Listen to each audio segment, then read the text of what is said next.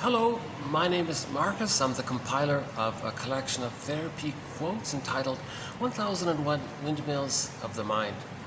This is part 2 of 2. I just completed part 1 and suddenly got cut off due to some tech issue here. So can I ask the viewer to please refer to part 1. All of the background and lead up is in part 1. I'm not going to redo any kind of summary or any kind of abbreviation here because at the moment I have very limited storage space. So I just want to continue seamlessly into this part 2. So I just want to pick up where we suddenly got cut off there at the end there. So I'll read the quote and then continue where we left off. So this is TQ 2198, therapy quote number 2198 on the topic of transference. Okay. Again, part 1 explains transference, so let's just continue. Okay, transference is a universal, usually unconscious, automatic, archaic phenomena which arises spontaneously. Okay. So the premise explained in part 1 is that there's a compulsion to repeat the scene with the mother that led to the trauma, and the child has emotional pain, psychic pain. He's kind of frozen there, like the woolly mammoth is frozen in the block of ice. He's very uncomfortable there. So we feel uncomfortable not having our feelings frozen. So we describe that as repression. Our feelings get put into the bag. And I feel, therefore I am. So we don't even feel like we have our identity really. Feelings and identity are linked. So we feel like something's missing. There's a pain around that. So we want to replay the scene of the crime with the mother in the present to see if we can change the past. It's a secondary delusion. It can't be done. But that's sort of a mirror to know that there is trauma. So the positive intention of repetition compulsion is to get us to see that there's trauma. So transference is the phenomena of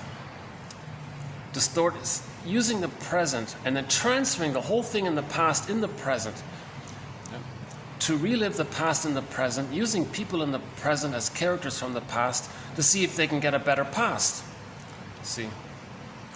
Now life force is object seeking. When the baby's born, he has this drive to bond to his mother. But that was failed, that was pained, attachment failure. So we're looking for a good connection. So in the present, we're going to transfer the past in the present, and the compulsion is still there to bond to a good mother.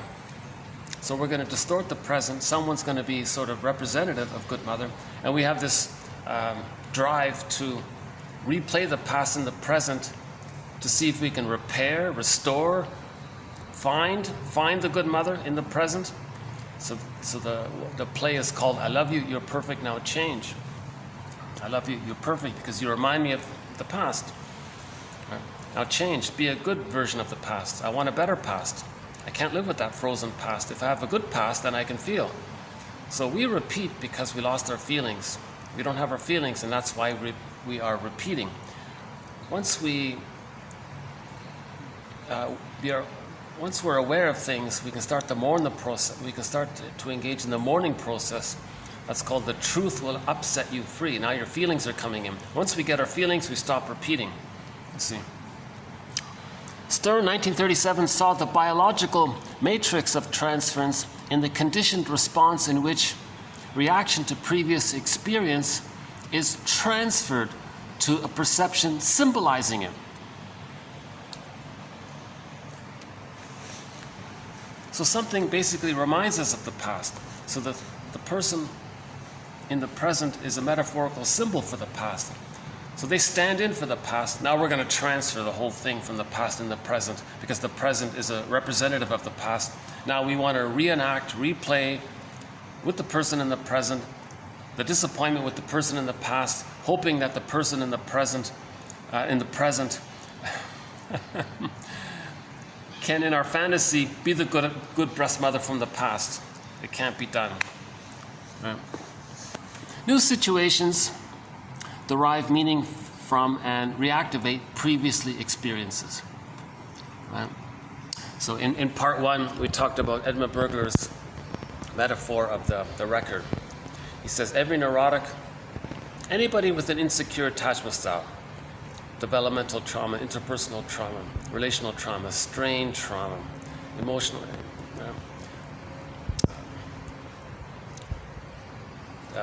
the mother gaslit the baby. That's the word of the year for the year 2022, gaslighting, according to the Merriam-Webster Dictionary Company. They said the word of the year, gaslighting. So maybe we'll talk more about that at the end. So in other words, many mothers gaslight their babies. The baby says, I have a wish. No, you don't. I don't? Okay, whoop. It gets in the unconscious. It gets sent down into the underworld or into the basement.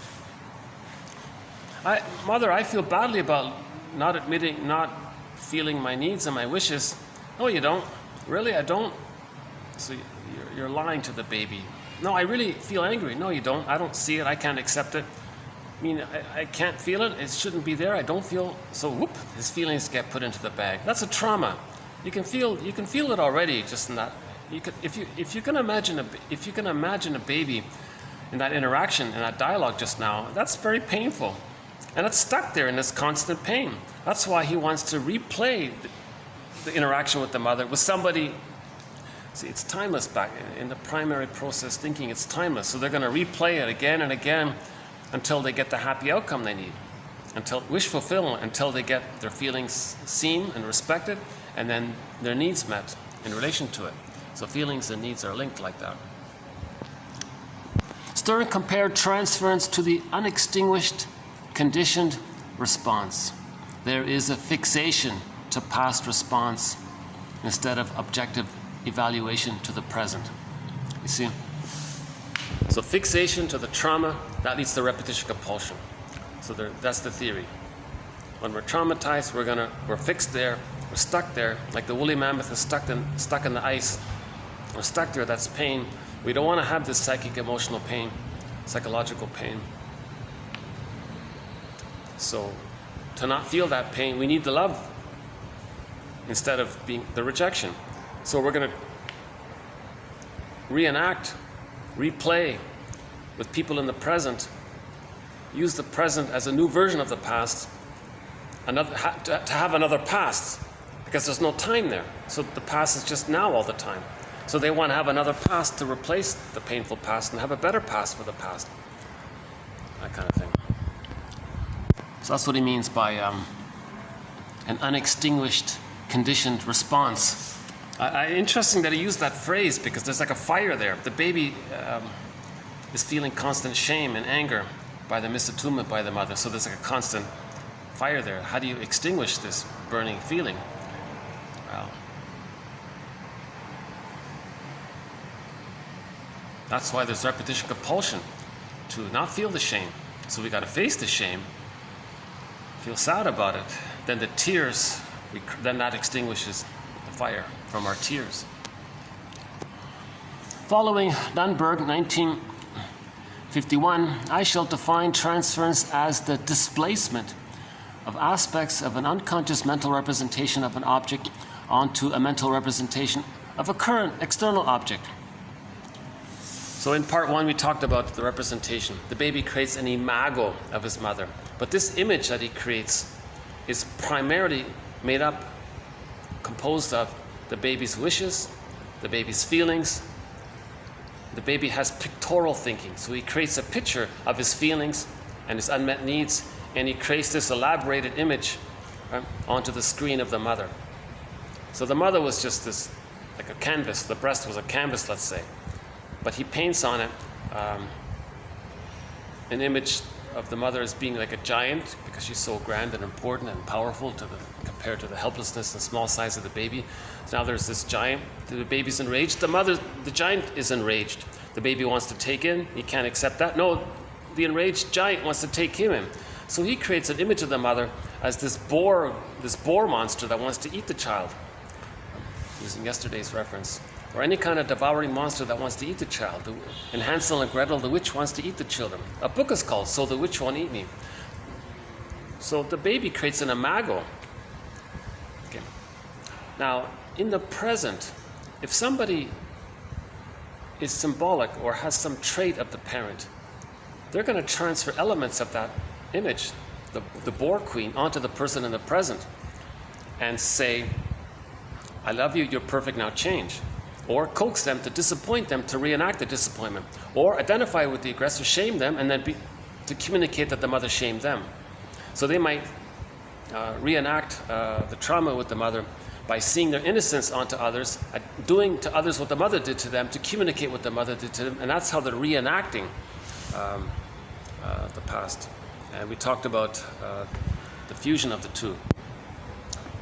So when the baby is shamed by the mother and he becomes the shamer, he wants to shame others to communicate that his mother shamed him. At the same time, he sees the shamer onto the victim and thinks that he was just shamed while he just shamed them. So as he's shaming, he felt shame because the fusion, self-other, are blurred there. Mother-infant dual unity, you see.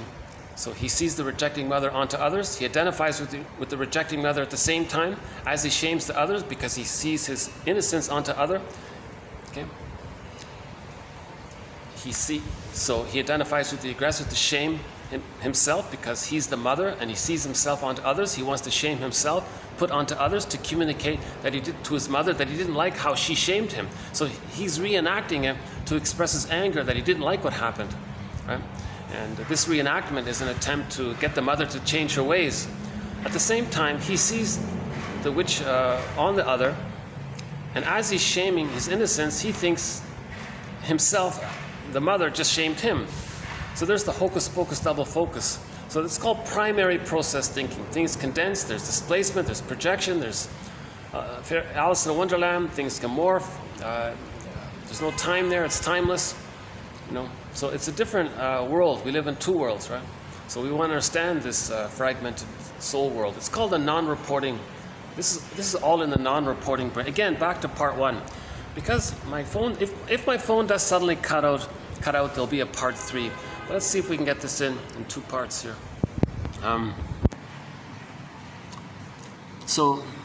Transference depends on memory and mental representation. Well, that's obvious, right? We have a painful memory. We have a painful memory of an interaction with the mother. Life force is object seeking. So that life force is going to be displaced onto someone else, looking for a better mother. We're trying to get a good mother. Nobody in the present can be the breast mother and travel back in a time machine, or travel back in a time machine. They literally can't be the breast in the present, nor can they travel back in a time machine and morph into the breast. But the compulsion to transfer or repeat is because the baby has this drive to have a good mother. So they're looking for the good mother, in other words. So this is based on the memory of the pain, right? And the images they create. Okay, achieving a timeless perceptual identity between the past memory image and the current object precept. So the timelessness of the past blurs with the time of the present. You see? So we're going to distort the reality of the present to replay the past because the past is so painful. The perceptual identity is related to unconscious wish fulfillment for the love, right? And reflects the mechanisms of displacement and symbolization. Displacement, right? The baby wanted love from his mother, but she was pained, so he may displace it onto someone in the present and hope to get it from them. So it's displaced. Symbolization, somebody in the present maybe reminds you of the parent. So they're a metaphorical, they're seen as a representation, or in the psychoanalytic jargon, they might say symbol. So a person is, again from the psychology jargon, they're a symbol of the past. Then you're going to transfer the past and the present. If the present can somehow have some element to remind you of the past. It could be any little trifle can do that. Some people are in constant projection. That means they have a so-called character issue. If they're constantly projecting endlessly, right? That's coming up here later in the quote. Precepts registered outside of awareness are readily invested with transference from the infantile life force of memory. So the compulsion of the unconscious memory to find a good mother, some precept in the present, some perception in the present, you're not even aware of it. You'll do it even if you're not aware of it. Your mother had wavy hair, the person in the present has wavy hair, you might just automatically do over some trifle like that. Your mother has a certain, likes to use certain phrases, the person in the present likes to use certain phrases, maybe that'll do it. We've got a small group passing by here. Hopefully they'll just pass by. If they sit at the table beside me, they're going to be noisy, right? Let's see what happens. A little bad luck. I think they're going to have their little party right beside me here. Okay, let's see if I can just keep going. Okay, analytic transference evolves as a complex unconscious repetition which involves regressive patterns of structure and function, utilizing the primary process and projection. So Melody Klein makes a big point about this. Projection is just some specific event, seeing something in, out. Transference is the whole process, the whole past, the whole holistic situation. Okay? So transference is a broader process thing. So that's sort of the difference, as I understand it, between transference and projection. So projection is like a single event. It's like a specific example of transference. So transference is like, the analogy might be if you were to buy a book on driving. You learn all about driving, everything about driving. Okay? Or you read a story about how John drove to the store, bought some milk, and drove home. That'd be like projection, some specific event. But driving is this broader area of study, right? So transference is this broader area where we're going to transfer the whole past in the present to replay the past. Now, embedded within the transference, yes, there's projection involved as well, right? Okay, psychoanalysis doesn't create transference, but permits its observation. Yeah, so transference is a phenomenon of the compulsion of the traumatized person in an attempt to get a new past. No person in the present manufactures that, but the person in the present may be like a placeholder, a symbol for something in the past. So the therapist doesn't manufacture transference. It's going to come up on its own, right? The job of the therapist is to observe, oh, you're reenacting the past and the present. You're casting me in the role of either his shamed self or the shaming mother. You can do both at the same time. So the client, my disclaimer again, I'm not a therapist, I'm just trying to understand the quotes. So the client might see his shamed self onto the therapist. The client identifies with the shaming mother, the aggressor, shames the therapist to communicate that the mother shamed him. He's reenacting the past. So the therapist might say, oh, you're reenacting the past, your mother shamed you. You're shaming me to communicate that your mother shamed you. Now at the same time, if he says that, he says, you saying that, you're shaming me by saying that. Oh, at the same time, you're shaming me, you're projecting me as the shamer onto you, and you feel victimized by me. So he can do both at the same time. So the therapy doesn't create transference. It doesn't manufacture the thing. It's an organic thing that's going to happen as a manifestation of the person's own trauma from childhood. Okay, the client perceives and reacts to the analyst in terms of crucial infantile object representations, allowing a re-experiencing of the distorting influences of the past onto the present. Okay, so you're going to allowing a re-experience. We're going to reenact and re-experience, live again, okay, the past onto the present. Right. And now this is an infantile memory that we're transferring, an infantile world that we're transferring. Now, what if it's very intense? Now, here's the issue of degree. If it's very intense, the intense revival, okay, the concentration and continuity of the transference of neurotic conflict in psychoanalysis constitutes the transference neurosis. So transference might be sort of something that the person doesn't do endlessly all the time. He doesn't deeply live in the past and the present. Maybe in the therapy it happens, so it's a transference experience. A transference neurosis, it's a question of degree. If he's consumed, if he really believes the person in the present is shaming him, and he doesn't understand that he projected the shaming mother onto him. If he understands that he projected the shaming mother onto him, that's transference. He can be aware of it. But if he's adamant that the therapist is really shaming him, that's a transference neurosis, where you believe the thing in the past is happening in the present, literally. But it's in the past. He doesn't see that the past was in the past. He really thinks that the past is being live now in the present. That's called the transference neurosis. So it's a question of degree and intensity and how much he believes. You see, if he can be aware of it, that's just simply called transference. If he can't be aware of it, that's a transference neurosis because he's so deep in reliving it. Right? That's called a character issue, I think. Okay, transference neurosis includes character. It's a character issue. For example, excessive compliance or excessive petulance.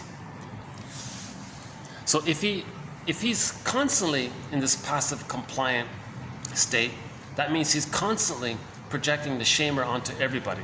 He thinks everybody's shaming him, and he's always this,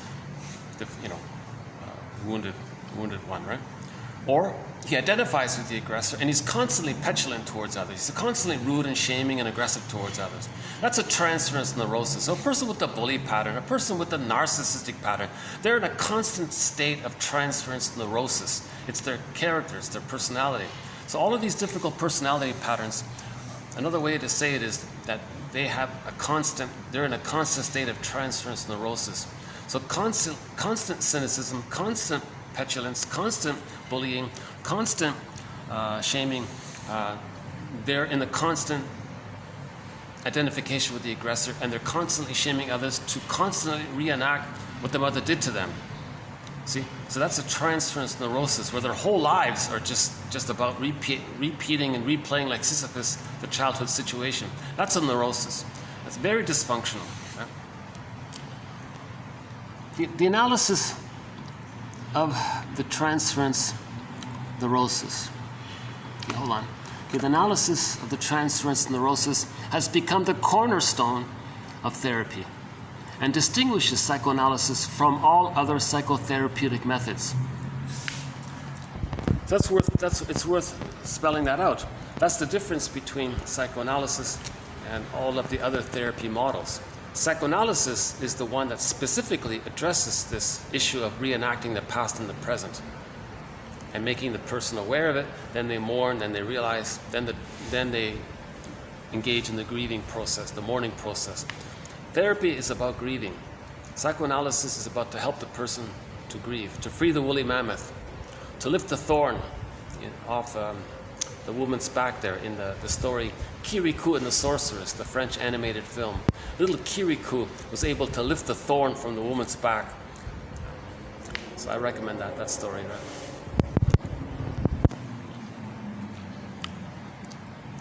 The analysis of the transference neurosis has become... All right, okay, the next one here. Okay, Lewins, 1950s. Okay, his observation that initial transference can be an attempt at restitution of object loss. Yeah, so there it is, looking for the good mother. Where's the good breast? I love you, you're perfect, now change and become the good breast. You remind me of the bad breast.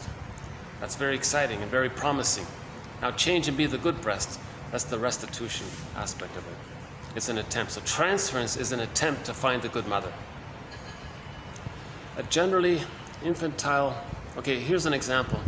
Next part here. Okay, so a generally infantile male adult client who's demanding, provocative, cajoling, and coercive with his parents, sister, and wife initially displays the same character to his analyst, what Glover describes as, quote, spontaneous transference. Okay? That's that automatic, archaic thing at the beginning there, right? Is primarily a manifestation of his character. You see? So that's a character issue. His whole personality is doing this. His whole false self is doing this. Okay, Stone, 1961. and O. Sperling, 1965, show the interrelation and difference between transference and character. So there, again, there's that issue of the difference between transference. My understanding of transference is if you point it out to the person, you go, oh, wow. Okay, then he's aware of it. Then that's just transference. If he just firmly believes that the therapist is trying to hurt him, and he believes it, he can't see that the therapist is actually trying to help him, make him conscious of it, and he's convinced that the therapist is corrupt and he's trying to hurt him, that's a transference neurosis. So a lot of paranoia can come from that, right? Okay, the concentrated revival of infantile fantasies, attitudes, moods requires the synergistic operations of many aspects of the mind. So in other words, transference neurosis co-opts the person's mind. The puppet master takes over all of the person's mind, takes over the person's mind, basically. It's quite a way of putting it. That's my understanding of what he's saying here. Next one here. The repetition in the transference of the painful past is due to the repetition-compulsion. So this repetition of the transferring the past and the present, this is all related to the general theory of repetition-compulsion. Repetition-compulsion and trauma are the same. Repetition-compulsion is an attempt to undo the trauma, not have the trauma there. Belated mastery, it doesn't work. Russell says you can have 20 lifetimes trying to master a childhood infantile trauma. It can't be done. Right? So there's no real use in a practical sense to repeat it. The only use of repetition-compulsion is to make you aware that there's trauma. The puppet master is trying to get you to aware, look, there's trauma. Look, I'm getting you to reenact the childhood scene for you to see what happened in childhood. So the benefit of repetition-compulsion, the progressive side of it, is to get the person to see what happened. That's it. Not to just blindly repeat it and reenact it again and again. A person with a narcissistic pattern can shame everybody he sees his whole life, and he can have, let's say he had 20 lifetimes doing it. It's not going to change the past. So repetition-compulsion, you're not going to master the past. Although it may be seen as an attempt to master the past. Because if you become a caricature of your mother and shame others, you're less pained by your mother if you're an active version of her. But you're not mastering the past. You're not changing the past. It's just a version of one version of reenacting the past. There's no belated mastery by this. As an unconscious revival of unconscious conflicts, transference neurosis is also a mobilization and, quote, return of the repressed.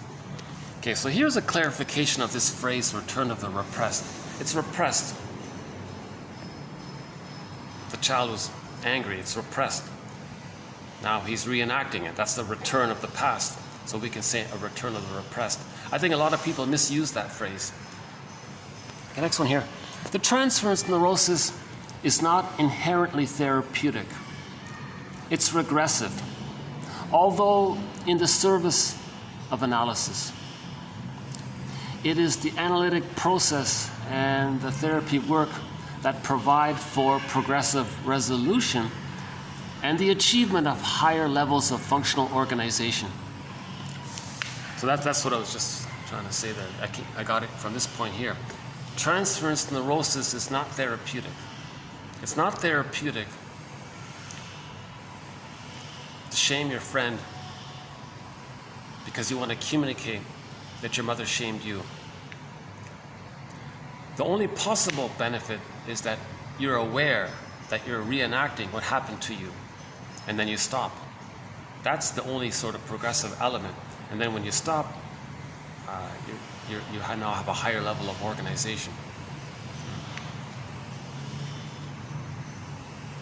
It's not inherently therapeutic to constantly coax others to shame you, to communicate that your mother shamed you.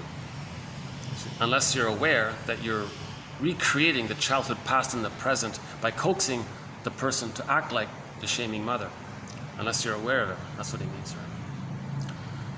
The core of a transference relationship is essentially an archaic object relationship. It's archaic. The baby at the breast, this relationship and it's traumatized, it's archaic, he means. The constant desire for fusion with the analyst. So part of this fusion, part of this archaic transference of the past and the present is to find a good breast and be fused with it. Can't be done. See? So the baby's looking for fusion. That's what religion's about. See the good breast in the sky and you're one with it and you feel better. So religion fills in this gap here, where you're looking for the fusion with the good breast. Imagine the breast in the sky. It knows you, it loves you, it sees you, it cares for you. You're one with it. And it might actually coax you to feel what you felt in the womb, the bliss. So the gambit of religion is to trigger what you probably felt in the womb or shortly afterwards. But it wasn't enough. So we're still looking to get our fusional needs met, our symbiotic needs met. So for more on that issue of how this applies to religion, check out 2118 by Mel Faber. Or better yet, read his book called The Psychological Roots of Religious Belief.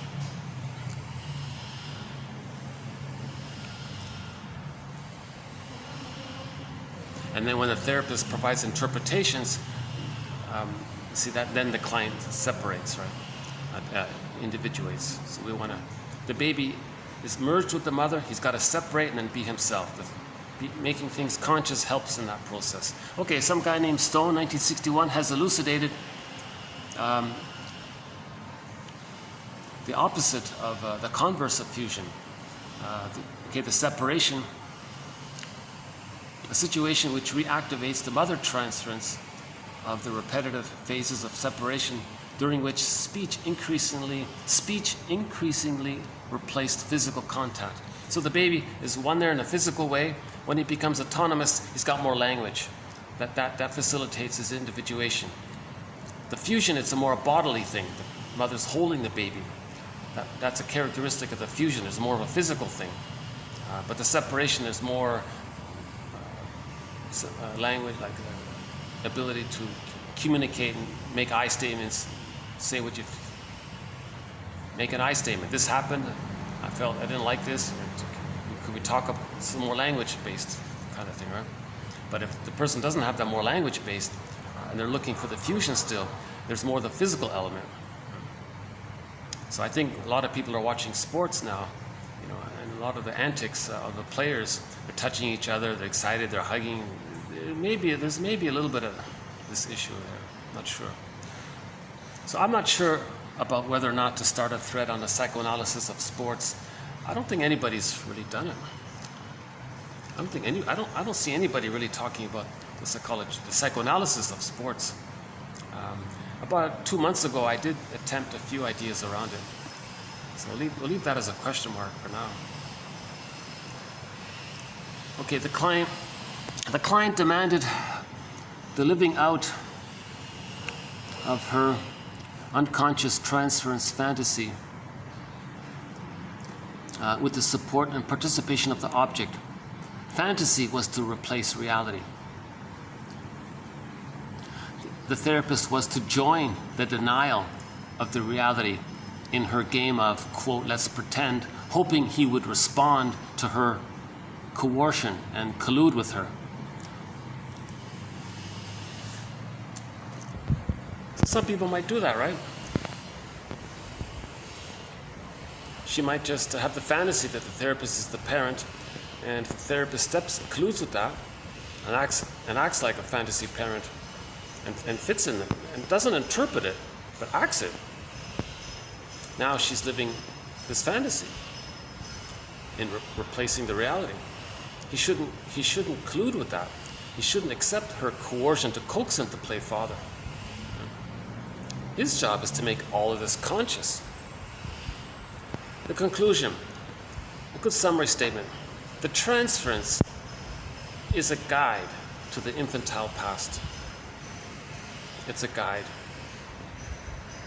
It's a mirror. It's a thread to the past. It can link us to the past. The transference of the past and the present, to see the transference being reenacted, shows us the past. Okay, I'll leave it there for TQ 2198. And let me just see if that party's still beside me, because they're awfully quiet. Hold on a sec. Let's see. Oh, good. Yeah, okay. They didn't sit beside me. Oh, a little luck here today. Oh, look at this is nice, eh? Oh, they're over there. Okay, good, good, good. Okay. Oh, it's nice to have this venue back. I haven't been able to use this venue in, I don't know, almost 2 weeks, I guess. But it's very rare for this to be. I see the hotel's very busy. Like, look at all the hotels are very busy. Like, right? Oh, they're having their conference there. Okay, okay, that's why.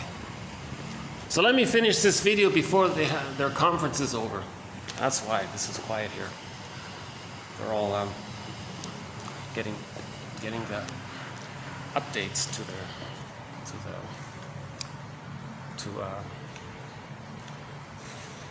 what's going on in their organization.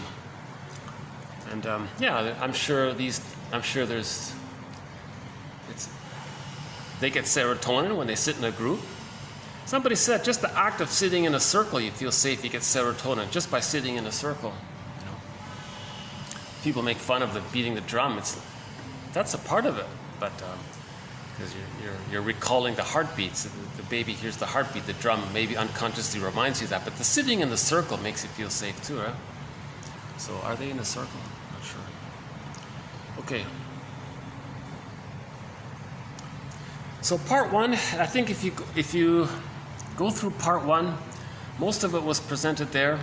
This part two, I think I just sort of skimmed it a bit and partially added to it.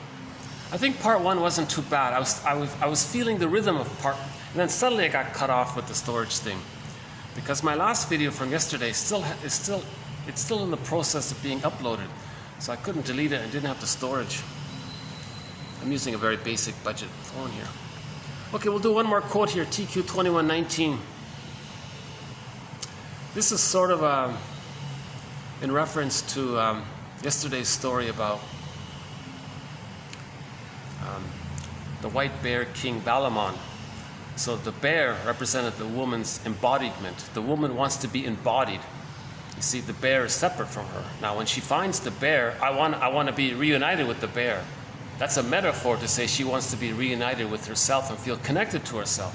So the bear is her embodiment. So in a way, the bear is her body, the feeling of being connected to her body. She has the body, but she's not aware of it. The awareness of it is the polar bear, the Balamon character, right? And then when she gets embodiment, she feels her feelings. That's the golden reef, the golden ball.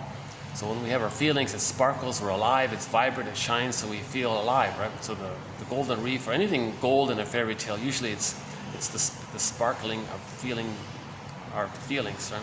So we're looking for the golden ball. In the Frog Prince, we had to face shame. We had to go down the tunnel, and shame brought it up. And then we had to befriend the frog. Robert Bly's take on that one is that the frog was sort of represented the shame. It's an interesting interpretation, because the frog, it's dark, damp. He explained it that way, and then but the shame brought up the golden ball. So facing the shame, the frog was helpful. So the shame is helpful if we accept the shame. So the phantom guy, he also is a symbol of shame. If we accept, then we get back our feelings. And then she was a better singer. And then when she married the bear in yesterday's story, the Balamon, when she got married finally, she was happy. And had children. Now there was another sequence where there was another version of the loss of our soul, when Valamon flew up the mountain, the ice mountain. So she had to go up and bring it back. So a lot of these stories where we go into some other world, up the ice mountain, in the forest, ocean journey like the Odyssey, down somewhere or through a tunnel to another place, Wizard of Oz in another place, any kind of magical kind of, and then we want to get back, like the Phantom of the Opera. She went into the basement, had the dialogue, came back, this back and forth thing. So in the story of the Valamon one, the image of this back and forth is that half of the time she was unconscious. I know the husband was the bear. So during the day he was the bear, at night he was the prince. That's a symbol to reflect how she is in dialogue with herself. So the bear is the unconscious, her body, so she's connected to her body. And then she's aware of it, that's the prince, that's her consciousness of what she's feeling. So she's conscious of what she's feeling. If you're conscious of what you're feeling, that's the dialogue between the prince, that dynamic is the prince and the bear flipping back and forth day and night, you see. So that's a metaphor, you see. And then when she stopped, when she betrayed her feelings, then she lost the disconnection to her body, and then he went down the tunnel, up the ice mountain. In the story of Persephone, Demeter, and Kor was yanked down into the underworld, right? Those kinds of things. So Windmills was saying that, women are looking for their embodiment. They're looking for the Valamon. Right? In the Inuit story, there's a little bit of a reference to this in the Inuit story called, look up the song called Fox by the singer Beatrice Deer, one of our musical voices. There's a little bit of a reference to this. If you look at the music video to the song Fox, you'll sort of see that idea. And then the fox escaped, just like the polar bear escaped when they violate some inner trust, they violate themselves, they betray themselves. Maybe some old memory of having been betrayed kicked up again and they forgot about it or something. So, the body experiences, if we reconnect with our feelings, we do the mourning process, the body experiences an ontological shift from a metaphorical it, like our body, we treat our body like a thing, we don't listen to a person. Aha, to it, to she, or he, right? The fiat currency, the fiat of the negative mother is the cataclysmic injunction by the mother, do not be, is then transformed into a gentle be. You can be. So the baby first learns the injunction, do not be. That's the golden ball, goes in the bag. Joy and sadness go up that tube in the Disney story Inside Out. Right? Kor gets yanked down into the underworld. That's do not be. There's a book title called Do I Have to Give Up Me to Be Loved by You? Okay. So that's do not be. So the mother's injunction to the babies, do not be. Do not feel, do not have needs, do not have wishes. Okay, because the mother's misattuned and she doesn't know, and she feels anxious to know what to do with it. So the baby wants to protect the mother. So he translates the mother's discomfort in her role to meet the baby's needs as an injunction to not be and feel. I feel, therefore I am. So the child's not going to feel and be. So in the polar bear, the be is the bear and the feeling is the golden reef. Right? In the Odyssey, the embodiment is Ithaca, the home, inner home, Ithaca, and Penelope is the feeling. It's like his princess, right? And the Valamon is the prince. For the Odyssey, it's the princess, Penelope.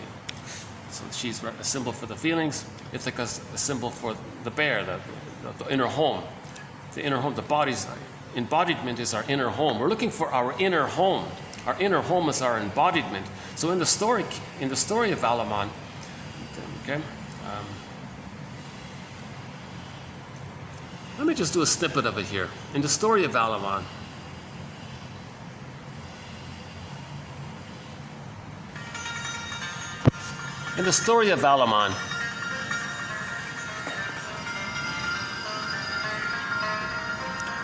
this music's from the soundtrack to the movie film version of the fairy tale called Polar Bear King.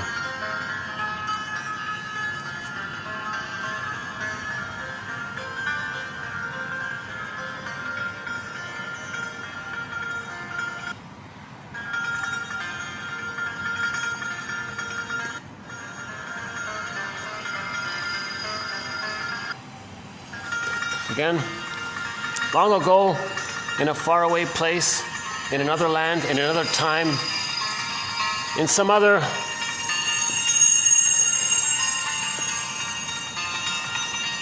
place, in a far-off world,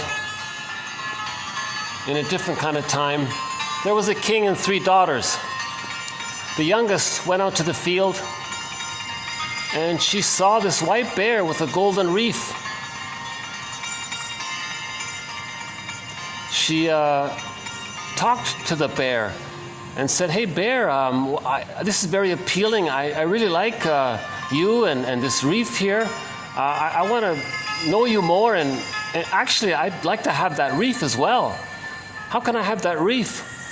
"Well, you got to accept me." "I see, you mean, what do you mean I got to accept you?" "Well, we got to be together."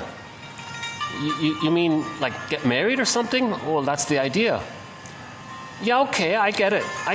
So if we're together, then I would have the golden wreath, and we'd be, okay? So that just means if she accepts her embodiment, the metaphor is she's going to marry the bear. A metaphor for reconnecting with our bodies, with ourselves. Then she gets the golden wreath. So the story actually goes like this. Long ago in a far-off place, there was a king and 3 daughters. The youngest walked out into the field and saw this white bear playing with this golden wreath. She approached the bear and said, "Hey, I'd really like to have that wreath. Can I have it?" The bear said, "Well, what will you sacrifice for it? What will you give me?" "Well, my father's very rich. I can give you lots of money." And the bear said, "Well, what am I going to do with money?" "Well, I've got a very luxurious penthouse apartment on the top of a high-rise. You'll love it." "Well, wait a minute. What's a bear going to do with a condo, even if it's a fancy condo?" "I see. Well, what's your price?" "Well, if you want this, how it works is that if you want this golden wreath, if you want your feelings, you got to accept me." "Accept you? What do you mean?" "We got to accept me." "You mean we got to be together?" "Together? You mean like together? We're going to get married?" "You got the idea." And she says, "Oh, I get it now. Yeah, okay, I agree." So the daughter goes home and tells the family the situation that she's engaged. And now there's a part of her that's going to be resistant to this. That's symbolized by the king, her father. Because in the story, the father says to the staff there, "Hey, staff of the castle, I got an assignment for you. Tomorrow this bear's going to come. Can you scare him off for me?" Right? So that's a symbol for the resistance. There's a part of her that's resisting it. Now, when the bear comes, she's very interested to have her embodiment. She's tired of being frozen inside. She wants to feel. I feel, therefore I am. She wants her identity. She wants her embodiment. So when the bear comes, because she has that strong feeling, the bear scares off the staff there. And the bear approaches.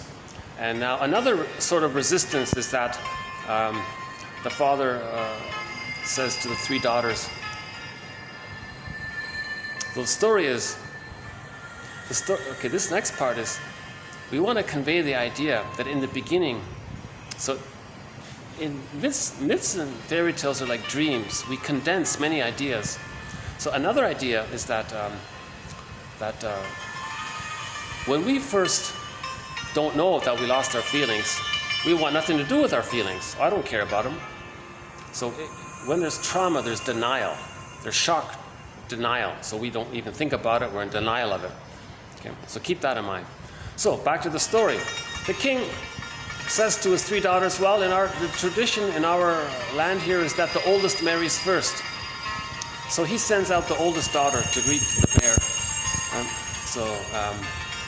So she goes out, and the bear maybe didn't pay attention very clearly, just assumed it was her. So he said to her, okay, hop on my back. So as they're riding along, the bear asks the oldest princess, have you ever felt anything more softer, anything more comfortable in your life? Have you ever felt more comfortable in your life? And she said, oh yeah, well, in my home I got, when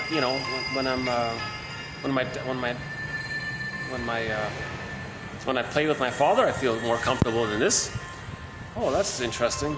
Have you ever seen more clearly before? Oh yeah, when my dad puts me on his shoulders, I can see clearly. Okay, so the bear bumps her off. This is not it. That's a metaphor for she's in denial and she can't accept. Okay, the feelings rejected her. So that's the shock denial of the trauma. It's going to bump her off. So someone says, you know, isn't it painful that you got divorced? Oh, nothing, get over it. Boom. That's the bear bumping the person off. See? So the bear comes back the next day, and the king sends out the second daughter. The same thing happens. Now we're moving closer to acceptance, but still not there yet. Because when we're in denial, when there's trauma, we're in denial for a long time. It's going to take a period of time. So the bear bumps off the middle daughter. Finally, he approaches and the youngest daughter arrives. As she's riding the bear's back, the bear asks the youngest princess daughter, have you ever felt more comfortable before in your life? And she says, oh no, this is it, I feel really good. Have you ever seen more clearly before in your life? She says, oh no, I can see clearly now. That's the right one. So she found herself, she's embodied. Okay? The bear takes her to his dwelling, and she lives for a period of time with herself, connected to herself. And that's sort of the happy ending, right? Now there's a dream sequence. Now we can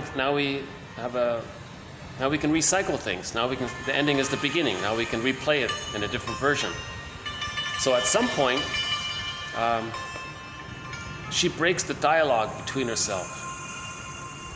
That dialogue between what do I feel, awareness of my feelings, what do I feel? You're connecting to the animal, the body, the unconscious. The unconscious is sometimes expressed as the body. The body's the unconscious. So the bear is a huge body, so it gets us in touch with our body. So when we ask ourselves, how do I feel? And we feel, then we're aware of it. That's the dialogue between conscious, unconscious. Now maybe at some point she didn't do that. Then the bear ran off. In whatever form, either in the bear form or in the prince form. So there was a separation there. How's the light? Yeah, getting too dark here. How's the lighting? This way, maybe this way?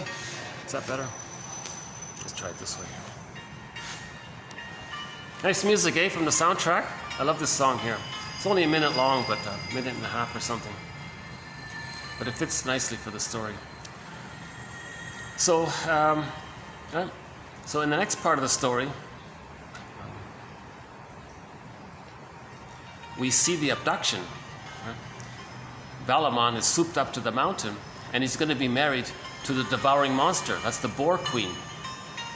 Now she doesn't want to be emotionally entangled in the tar pit of a negative symbiosis with the shaming, rejecting mother. She wants to be free from that. So she wants to find her feelings. Now in the story, Valamon's going to marry the boar queen. That's a symbol for how our emotions are going to be too entangled by the shaming mother. That's a very painful situation. That's why it's an ice up there, it's frozen. Or it could be a hell scene, shame. Different variations of it. So long story short, she finds herself again. Like in the first part, she found the bear with the reef. She finds the prince, a different version of it. So the first version is the bear and the reef. The next version is the actual prince guy, Valamon. So she finds him and they take off. Now when they take off, the boar queen dissipates. She's gone. Another touching aspect of the story is that when they were married, they were having children, but they were lost, and she didn't know it. And when she traveled up the mountain to search for Valamon, she bumped into these children, but she was very nice to these children, meaning herself, her potential. So the children means when we find our true self, it's new potential. You got to read the book called The Pregnant Virgin by Mariam Woodman. Explains this. When we lose the false self and we find our true self, we're pregnant with new potential. So the virgin is we're new now, right? Right? And we're pregnant with potential. So the three children were expressions of our potential interests real self-expression. So those children were expressions of herself, but they were also kind of lost. But she has them now, and she relates to herself in a nice way. So that's called self-reparenting. Now, when she got reunited with Valamon, she went down the mountain and picked up those 3 children, and they became a family. It's a happy ending that way, right? Very touching story, a powerful story. You got to listen to Merriam Woodman and Robert Bly tell this story. Unfortunately, I can't find a digital version of it online. You got to dig up the old cassette tapes. There are copies of it around. I say it's worth it. I think that's some of the best audio material out there. It's a 4-tape collection called Facing Shame for Men and Women. It's a 4 cassette tape series, roughly 5 hours in length. And in that set, they tell the story. I heard that story quite a while ago, and what I'm telling you now is just my partial memory of it. I'm not telling you the whole story.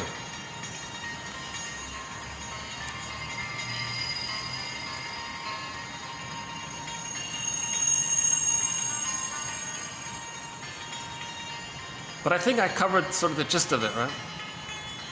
Now the polar bear king sort of sketches the story. They don't really show the grits of the psychology of it, so you're kind of missing a lot of that. But it's still good to watch the story. Some people compare it to the Beauty and the Beast story, and Jim Henson in his Storyteller series. He has an episode in his series called Storyteller. Instead of the bear, he uses another animal. Didn't do a very good job of it. Yeah, Jim Henson really missed the ball with that Storyteller series. But we got to give him credit for trying. Oh, the lighting's okay now. I do this. Oh, good. So yeah.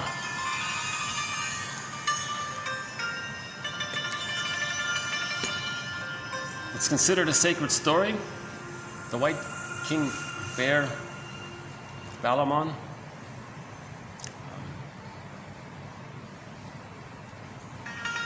So that whole story, that whole fairy tale, is treated like one long dream, somebody's dream. So all of the characters represent aspects of ourselves, including the Boar Queen. The Boar Queen, okay, that's the mother comp. That's the image of the mother, the devouring monster that wants to eat us. Now that Boar Queen, she had a voracious appetite. She would just gulp down food. Like she would pick up a cow and just gulp the whole cow down. Like it was an exaggeration of her voracious, insatiable appetite. Like she was a savage kind of.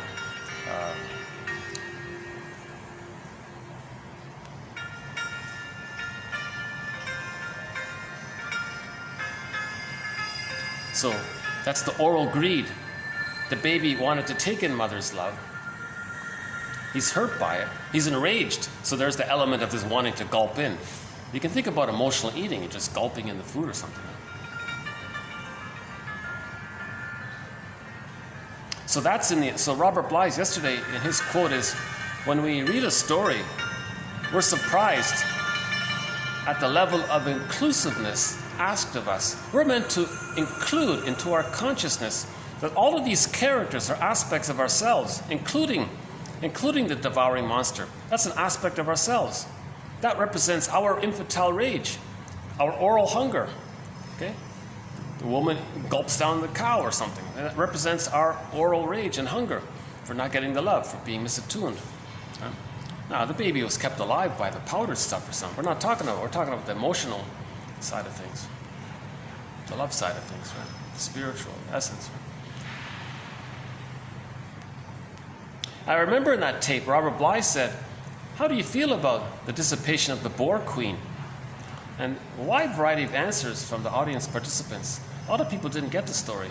I think that's why he asked that question, to make it aware that a lot of people cannot see the fairy tale as a metaphor for psychology. Of course we're happy if we are healed. The image of the Boar Queen dissipating, no longer there, means we're healed, we're free.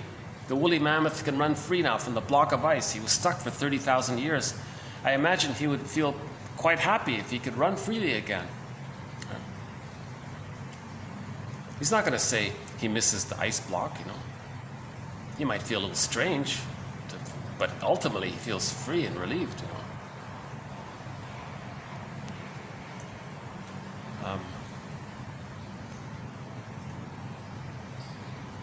Now we can relate to the older sister and the middle sister being in denial and not being aware of our feelings. That's understandable. People who say, get over it, your friend is upset about something. Oh, pat him on the back, get over it, don't cry now, give me a smile. So we can understand that, because maybe we do that sometimes. We feel uncomfortable because it triggers our own. Oh, got some visitors here. Okay, that's okay, because we're getting close to the end of this video here. Got locked out again. Hold on a second.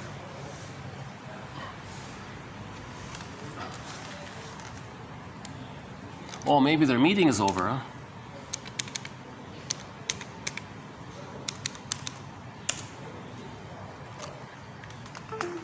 Okay, don't want to get them in. Oh, they're going to walk right by me here. Okay, hold on a second. Let me pause a minute while they pass by here.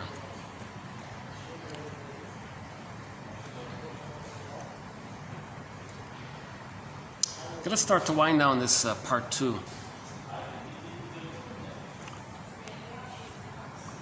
Okay, so in this video we did TQ 2198, mainly about transference, about Bloom.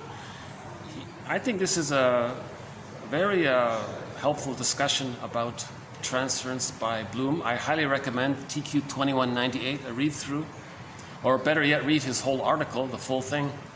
I think I plucked out sort of the best parts of it. The clearest, I should say, the clearest that I understand it. There were parts of it I didn't understand. Oh yeah, one part I didn't understand, which is interesting, I didn't include it. He said some people are resistant to transference. What he means is some people are going to demand of themselves not to transfer the babyhood scene in the present. So they're going to force themselves to treat the person in the present. So they're going to deny transference. But in the process of doing it, they're going to transfer through their tone, through their attitude, through the way they speak, and you feel tense in the way they tone or in the way they talk or something. So even though a part of them wants to deny their vulnerability and even to see it transferred. So in other words, they're even afraid to heal. If they transfer the past and the present, that's a mirror to help them to heal. But they're afraid to even do that. So they're doubly afraid to be aware of what happened to them in the past, the reenactment of the past. They're doubly afraid. So they're resistant to transference. But they're going to do it anyways. So they'll consciously believe that they're not reenacting the past and the present with the person in the present. And they're going to say things to forcefully convince themselves and others that they're treating the person in reality in the present. But the tone they have, and the energy and the vibe, the way they speak, it might be patronizing a little bit. It might be there's an angry tone to it. They are transferring. So that's a clue that they're transferring, even though they don't want to admit it. And you say, your tone is pretty intense. That's just the way I talk. Got a problem with that? And they'll shame you for your feedback. So they're very resistant to it. So that's in that article there about resistance to transfer. I thought that was interesting, because a lot of people with the narcissistic pattern, they're shaming you just in the way they speak, by the tone, the attitude they have, and you just kind of cringe by the tone of it all. But they believe they're talking reasonably. They're convinced of it. That's the resistance to transference. They don't want any glimpse of them being aware of what the mother did to them, because they are the mother and they're acting like the mother, and they're through the tone. Okay, they're having a conversation right beside me here. Maybe I can finish this inside here. Hold on a sec. Okay, and then Marion Woodman here. Yeah, we want to do a song at the end here. So let's bring this inside here. Hold on a second.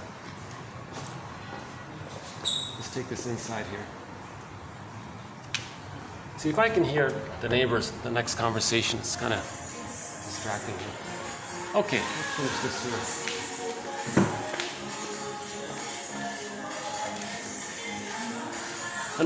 Annoying music here, but let's just finish this here.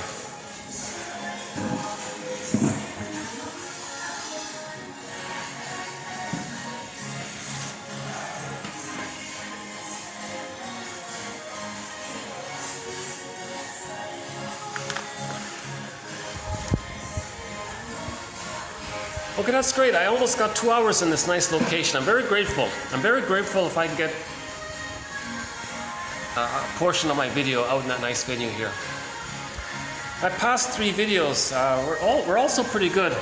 They were done in that room there, but I think I don't want to push my luck, so I didn't use it this time. I was approaching it and the guy kind of gave me a look, where are you going kind of thing. Uh-oh, okay, maybe he's on to me or something. So I went down here.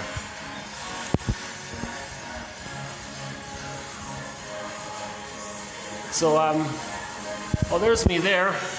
Hello. Okay. To the reflection there. Okay, yeah, so that's Harold Bloom. I don't know much about him. Maybe we'll have more quotes from him. I was very encouraged by his quote there. I think that's a good one. 21:18. We want to be aware that we're transferring. Because that helps us to be aware that there's repetition compulsion, which helps us to be aware that there's trauma. Once we're aware that there's trauma, then we face the truth that we didn't get a secure attachment style. Now we begin the journey. A glimmer of that is seeing the bear in the golden reef. So we want the bear in the golden reef. So we may have it for a while, we may lose it, and we get it back again, like the story of Alamon. She had it, she lost it, lose it again, she's going to get it. So there's this, it's hard to hold on to our embodiment. Woodman says, oh yeah, let's finish Woodman's quote here, 21:99. The body experiences an ontological shift from it to she. So that's like the person, like I feel real. The it is in quotes means I don't feel real. That's why it's in quotes. Now she means I feel real. So that's what she means there by the quotations there. So the body experiences an ontological shift from feeling numb to feeling alive. Now the fiat of the negative mother, the cataclysmic injunction, do not be, is transformed into a gentle be. For the first time, she, the body, experiences herself without primal despair. She sees tulips aflame in springtime. She hears the cardinal's courting call. She is. She is. She has herself, right? Now this isness, okay? The more a woman breathes with Sophia, meaning her own body wisdom, telling her what she wants and really needs in order to live. So the symbolic name for this body wisdom and having this connection to our feelings, this voice is called Sophia. In many myths and fairy tales, this wise feelingness and having that's being connected to Sophia. So many women want Sophia, or it's Persephone, and so on, right? So in this story, she's talking about Sophia. She talks a lot about Sophia, Woodman here. Okay, the more a woman breathes with Sophia. See, you want to breathe with your body. You want to breathe with your body. That's a pretty good approximation to describe that we're in connection with our feelings. She doesn't mean literally you only breathe with your body. It means you feel with your body. You feel with your body. The more a woman feels with her body or breathes with Sophia, her body, her own body wisdom, telling her what she wants and really needs in order to live, the more she sees the anguish of the woman from whose womb she was born. Okay? See, now she has empathy for her mother. The more she forgives her mother, the more she is transformed. So in the process of healing, we're going to forgive the mother because now we feel sad that she didn't have her Sophia. She didn't have her Valamon. You see, she didn't have her polar bear, her white bear connection. She didn't have her Persephone. So we feel sad for her. As we heal, we're going to feel sad that the mother didn't have it. And we came from her. You see, so forgiveness is going to lead to healing. There's a very strong link between understanding, forgiveness, and healing. It all happens at the same time. So this is from a book called The Pregnant Virgin. A very good book. Maybe one of her best books. I don't know. I'm not sure which one is her best book. Her most famous, her most popular book is her second one called Addiction to Perfection. Yeah, a little sadness. She passed away maybe 10 years ago, and Robert Bly about a year ago. A huge loss, because Marion Woodman and Robert Bly brought these fairy tales and myths alive in their storytelling. And a lot of people now know these stories like Valamon because of Bly and Woodman, you know. I really think that 4-tape cassette tape needs to be digitized. Somebody's got to digitize and upload it, you know. When Woodman tells the story of the youngest princess climbing up the mountain, it's kind of touching. It's kind of touching. You know. Okay, maybe we'll search for a song to wind down here. Again, this is from the soundtrack Polar Bear King, a movie adaptation of the fairy tale The White Bear King Valamon. This instrumental is called Men Nene Fra Austerland. Not sure how you pronounce it. It's in the Norwegian language. Love the song. What a great song. It's only 1 minute and 23 seconds long.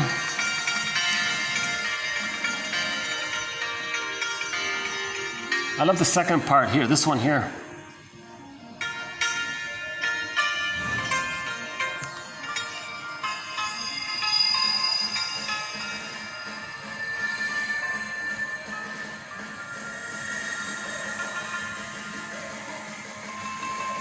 Okay, I don't know if you can hear it. I don't know if you can hear it with the techno noise in the background there. But so let's close up with a loud song to drown out this techno noise here. Yesterday we played Eli Sappi, so maybe we'll play another song by Eli Sappi here. What about The Earth Moved? Should we play that one? The Love You Gave, Lead Me On. How does this one go again? Lead Me On? All right, that's okay. Here's a song called Lead Me On by the singer Eli Sappi from the album Traveling Love.